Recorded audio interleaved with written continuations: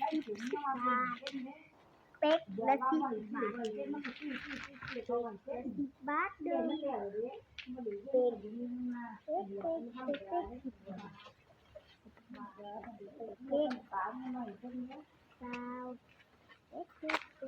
โอ้คุณดูดอนตัวแล้วเห็นน้องกินน้องเด็กเป็นอยู่จนมันกินเขาสูงไม่มีนี่ก็มันซื้อน้ำตาลมากินได้อยู่บ่ได้บ่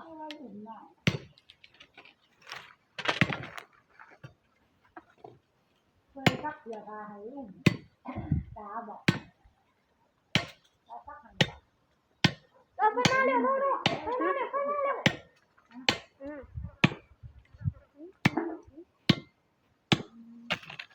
วิทยุกับมันเห็นไฟเลยโอ้ยข้างนอกเขาหน้างานกันก็ได้เลิกงานกันนี่ทำอะไรเนี่ยอะไรทำเมียนแล้วก็ว่าเขาจะได้กับที่จองเลยนี่จะให้ต้องถือได้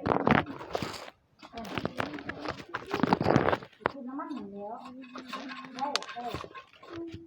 คือน้ำมันเหนียวมาเอาไปที่ท้องเลยอยากขนมอยากมันเป็นก๋วยเตี๋ยวเลยเนาะโอ้โหมันคือลำนี่เลยนะสารมันเบิ่งเนาะเตี๋ยวมันเดาเนาะมันเมาก็ยังนั่งขึ้นนั่ง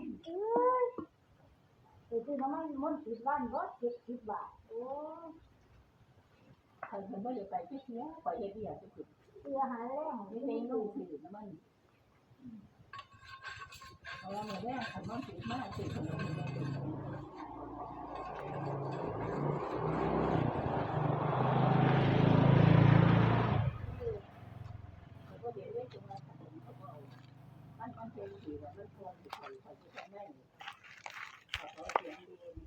กำลังบันทึกแมง